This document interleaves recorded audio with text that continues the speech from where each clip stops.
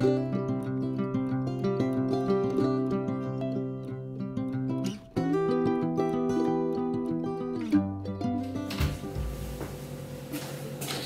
à tous, bienvenue dans la cuisine. Je suis ravi de vous retrouver. Donc le week-end dernier on ne s'est pas retrouvé, mais je vais me rattraper. Pour ce week-end, on va préparer.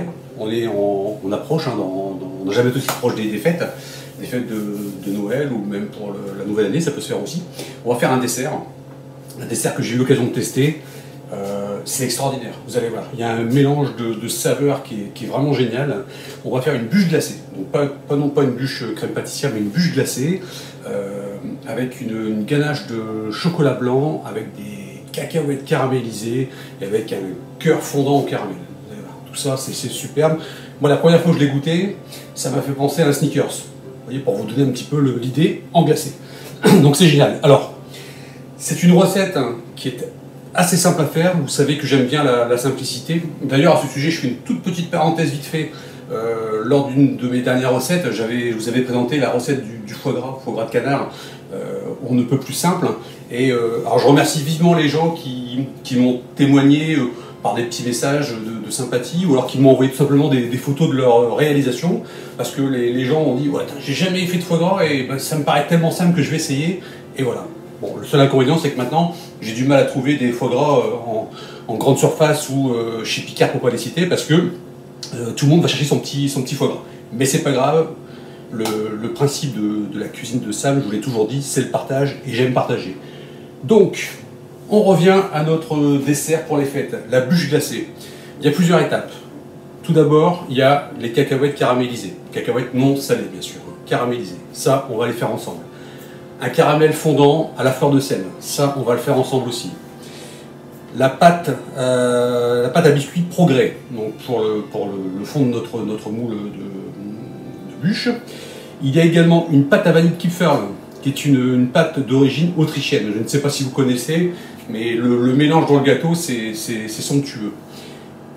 Et dernier point, ça c'est la chose qu'on va voir aujourd'hui, c'est la ganache au chocolat blanc, qui est ici, parce que ça, il faut le préparer la veille. Voilà, donc on va le faire en plusieurs étapes. Vous allez voir, c'est simple, mais c'est assez long à réaliser. Par contre, une fois que vous avez fait toutes les recettes, que vous avez bien suivi chaque étape, le montage, il est très très simple.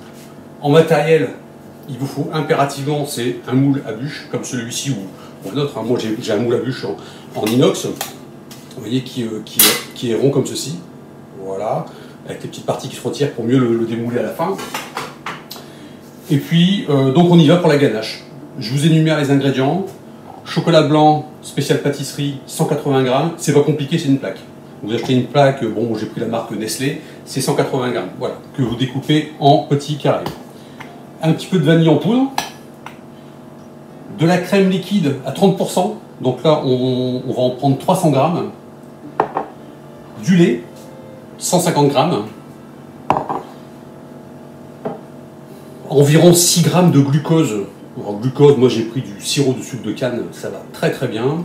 Donc 6 grammes, on va pas s'amuser à peser les 6 grammes, hein. On va verser une petite larmichette. Des feuilles de gélatine, donc là précisément 2,5. Voilà. Donc on va pouvoir d'ailleurs commencer par ça. Les feuilles de gélatine, on va les plonger dans de l'eau froide, voilà, dans mon récipient. Hop. Je viens déposer mes feuilles de gélatine et je les oublie pour l'instant. Dans une casserole, on va faire chauffer notre lait avec le sirop de glucose, dont je vous disais tout à l'heure, hein, bon, vous voyez, je vais essayer de vous montrer. Voilà, c'est une petite larmette, hein, c'est pas non plus... Et on va mettre de la vanille. Alors de la vanille en poudre, donc ça c'est pour le goût bien sûr, hein. Comme ceci. On va porter à ébullition et dès que c'est chaud, on se retrouve.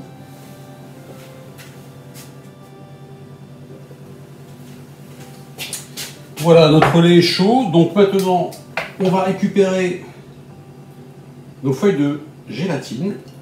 Voilà. Qu'on vient bien essorer. Vous pressez bien, comme ceci. Et on vient le glisser, vous avez vu, hors du feu, hein, dans notre casserole de lait. Voilà, donc là, des gélatines, ça se dissout très très vite.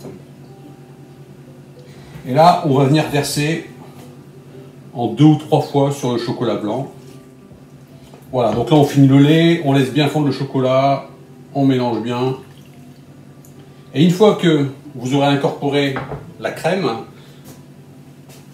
vous utiliserez du film alimentaire qu'on va venir poser au contact. Alors, je ne sais pas si vous avez déjà fait, si vous connaissez l'expression au contact. Au contact, c'est-à-dire tout simplement que vous découpez un morceau de film. Bon, là, je ne peux pas le faire parce que la crème n'est pas encore incorporée. Et vous venez le déposer au contact vraiment de notre préparation, de notre ganache. Hein. Et après, vous le faites remonter le long de la paroi. Il faut vraiment que ce soit bien isolé. Il faut vraiment que ce soit collé à la ganache. Et une fois que vous avez fait ça, comme c'est froid, vous mettez votre ganache au réfrigérateur. Et il n'y a plus qu'à attendre 12 heures. Bon, si vous le faites le soir, ben, ça sera toute la nuit. Et puis donc, ben, je vous dis donc à demain pour la suite de la recette, pour nos 2 biscuits, le caramel fondant et les cacahuètes caramélisées. Allez, je vous dis à demain, à tout à l'heure, hein, vous savez, la vidéo, c'est un petit peu comme ça aussi. Ciao.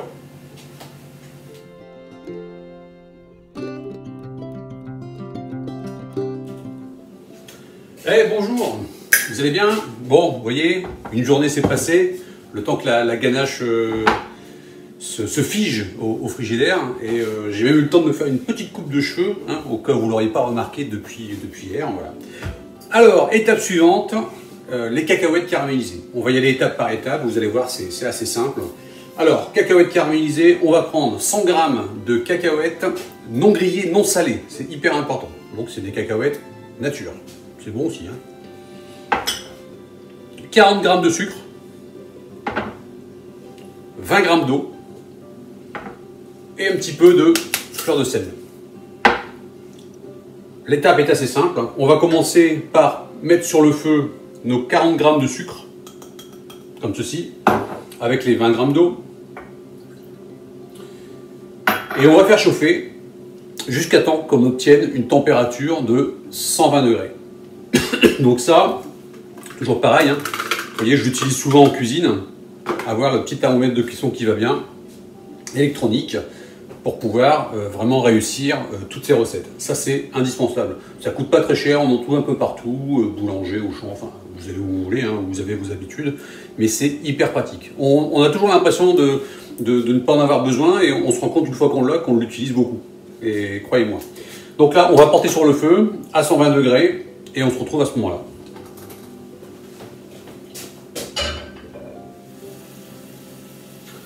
Voilà, on est arrivé à 120 degrés, précisément. Donc là, c'est le moment où on vient mettre un petit peu de fleur de sel, une petite pincée,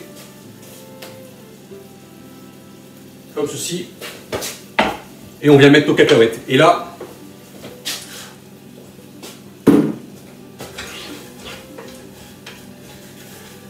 l'opération consiste à remuer sans cesse pour bien recouvrir toutes les cacahuètes.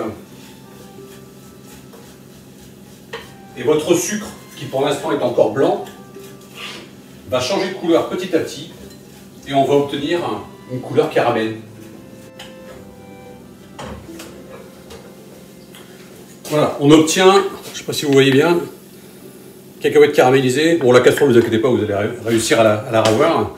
Donc là, j'ai préparé mon petit plateau avec le papier sulfurisé et je vais venir déposer mes cacahuètes dessus. Attention, n'y touchez pas parce que c'est très chaud. On les mettra au détail, pièce par pièce, quand ce sera refroidi. Ça va se casser avec le sucre, ça va se faire tout seul. Donc là, on verse sur notre feuille. Et n'oubliez pas, alors vous essayez d'étaler comme vous pouvez, mais surtout n'oubliez pas de mettre de l'eau dans la casserole, hein, parce que sinon vous allez avoir du mal à la revoir. Voilà, donc on va passer à l'étape suivante, qui est la préparation de notre caramel au beurre salé. Allez, à tout de suite.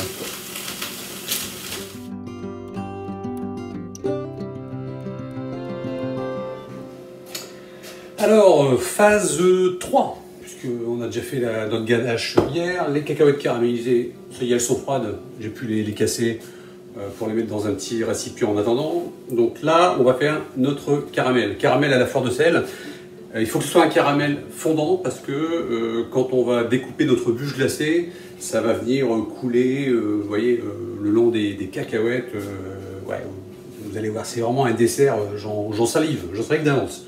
Alors, pour notre caramel onctueux, on a besoin de 150 g de sucre semoule, 45 g de beurre, un petit filet d'eau, vous voyez, c'est vraiment un petit fond de verre, et 15 centilitres de crème liquide, 30% de matière grasse minimum, important. Et toujours notre petit pot de fleur de sel qui nous accompagne depuis le début de la recette. Alors, première étape, dans une casserole, on vient y mettre notre sucre, donc 150 g je vous rappelle, notre filet d'eau, voilà. Et là, on va mettre sur le feu, sur un gaz, on va dire, moyen, voire faible, le temps que le sucre prenne une coloration caramélisée. Ça, c'est la première étape, d'accord? Donc, on fait caraméliser et dès que c'est prêt, on se retrouve ici pour la suite. Alors, dès qu'on est sur une coloration ambrée, on retire du feu et on va venir rajouter nos 45 g de beurre coupé en petits morceaux. Voilà. Et dernière opération, donc là, on va remettre sur le feu à feu doux et on va venir mettre nos 15 centilitres de crème liquide, je vous rappelle 30% de matière grasse. Et là, on va remuer pendant 2, 3, même 3 minutes, on va dire, le temps que on obtienne un beau caramel bien liquide. Ça prend, ouais, ça doit prendre à peu près 3 minutes. Voilà.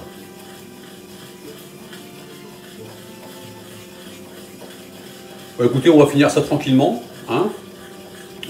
Dès que votre caramel est prêt, alors soit vous le laissez dans la casserole, mais comme la casserole est chaude, il ne va pas se refroidir forcément assez vite. Sinon, vous le mettez dans un petit récipient en verre, il va se refroidir davantage. Parce que n'oubliez pas qu'on va l'utiliser tout à l'heure pour le montage de la bûche. D'accord? Voilà, on termine ça et puis on se retrouve dans la foulée pour l'étape suivante. Avant-dernière étape de la recette, donc la pâte à vanille Kipfer, qui est une pâte d'origine autrichienne. On l'utilise en fin d'année à Noël pour faire des...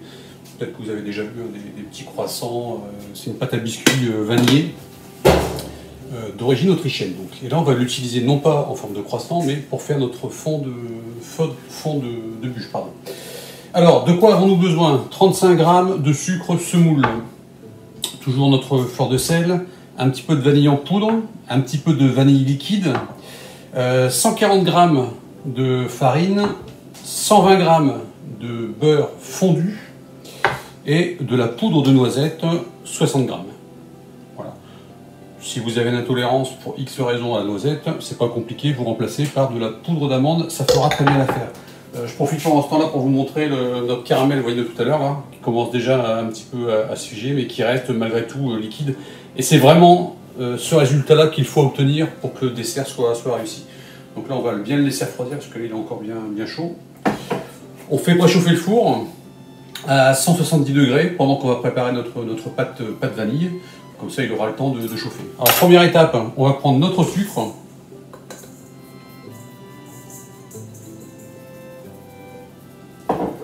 On va y mettre un petit peu de vanille en poudre. Vous mettez une bonne pointe de couteau.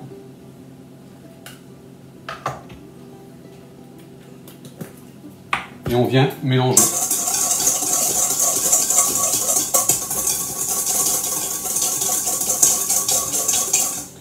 Ensuite, on y rajoute le beurre fondu.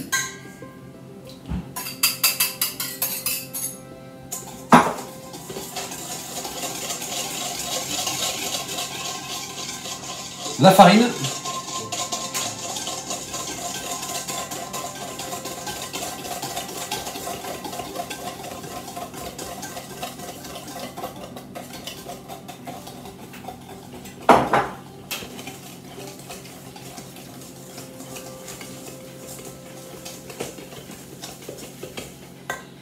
La vanille liquide.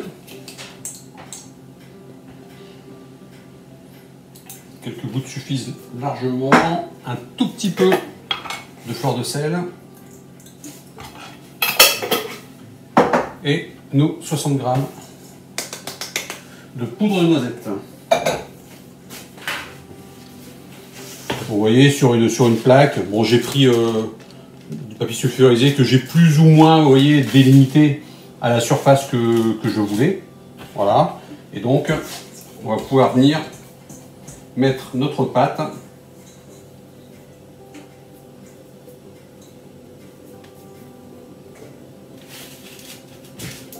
Vous voyez, c'est une pâte qui se travaille quand même assez facilement.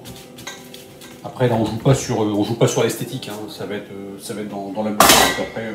Après on verra plus rien. Voilà, une fois que c'est fait, on met au four pendant 20 minutes. Et on se retrouve juste après. À tout de suite.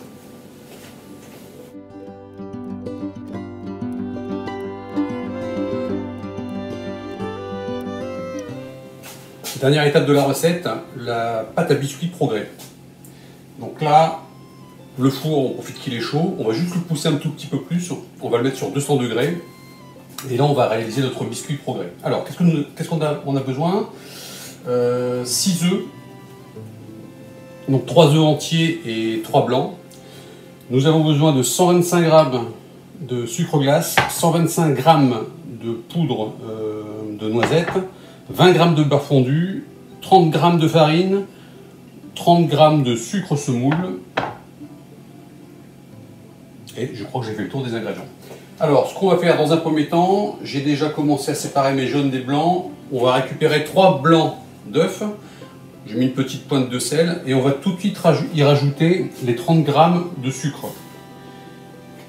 On va battre cette préparation, donc comme on a incorporé du sucre, l'objectif c'est pas de faire des œufs montés en neige, c'est juste d'avoir un mélange qui est assez, on va dire, mousseux en fait, hein, qu'on va venir incorporer à notre pâte suivante. Donc là, on va battre ceci pendant quelques instants, et puis on se retrouve pour le montage.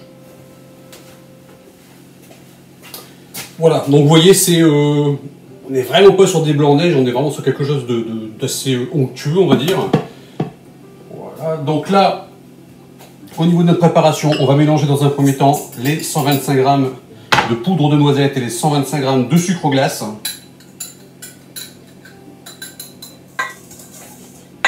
On vient y ajouter nos 3 œufs, donc 3 œufs entiers. Hein.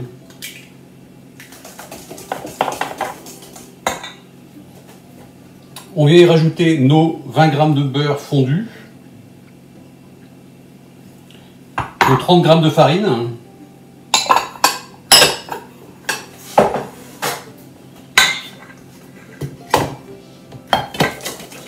et donc maintenant on va venir y rajouter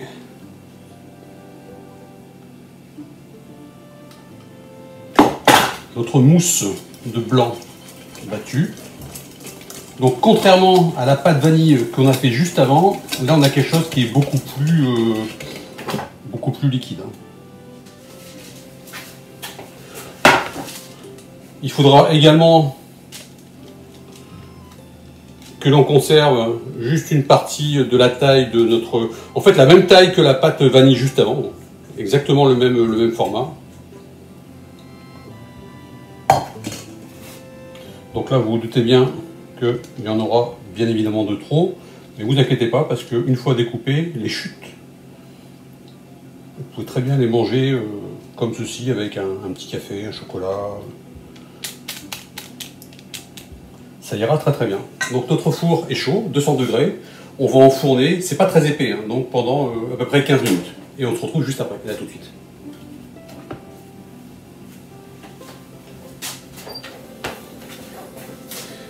Voilà, toutes les étapes ont été réalisées, maintenant il n'y a plus qu'à procéder au montage. Vous allez voir, le montage c'est assez simple, mais il faut le faire quand même avec beaucoup de minutie si vous voulez avoir vraiment un résultat vraiment très, très beau. Alors, première chose, personnellement moi, dans le fond de mon plat, avant de démarrer, je vais mettre des petites paillettes dorées, vous voyez.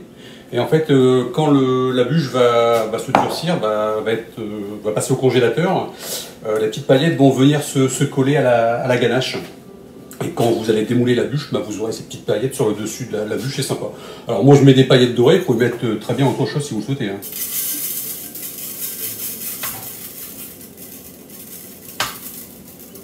comme ceci.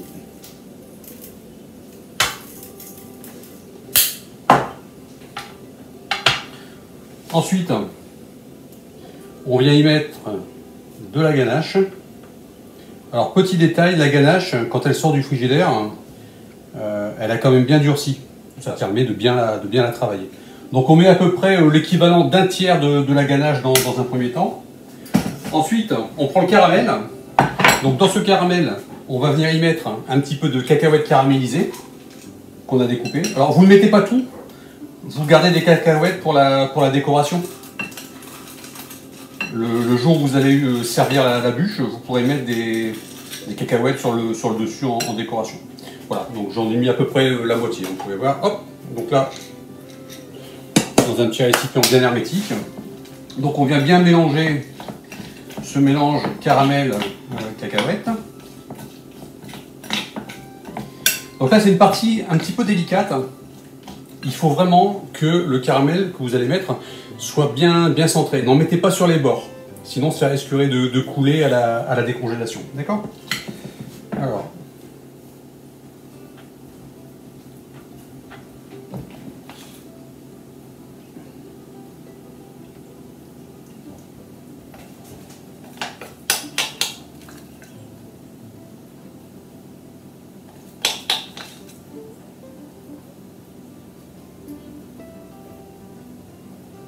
Hop.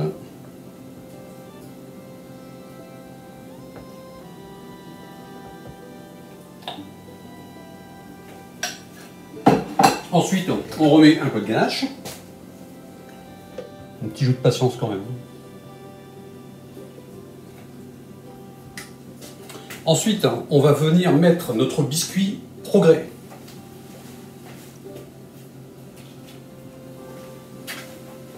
Que voici, donc vous voyez, qui a été découpé à la forme de notre moule. Génial. Impeccable. Voilà, il faut garder une petite place pour le dernier biscuit et le reste de la ganache pour finir à la fin. Alors là, c'est la partie la plus délicate.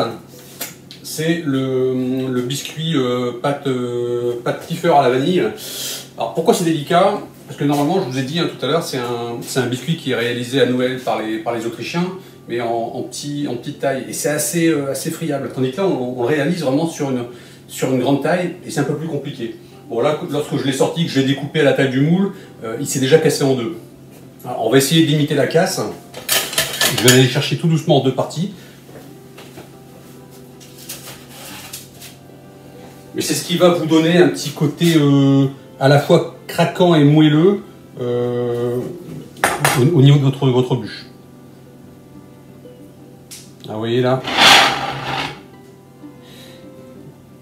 la dimension n'est pas forcément la meilleure.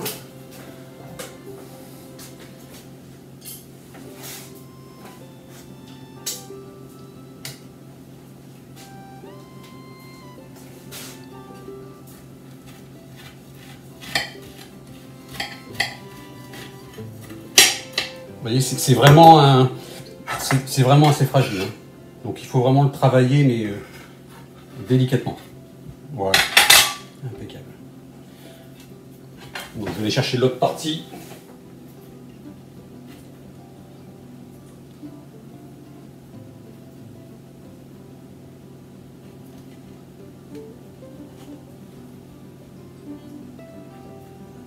Voilà.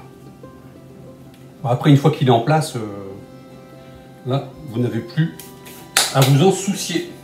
Et donc, on va terminer avec le reste de ganache.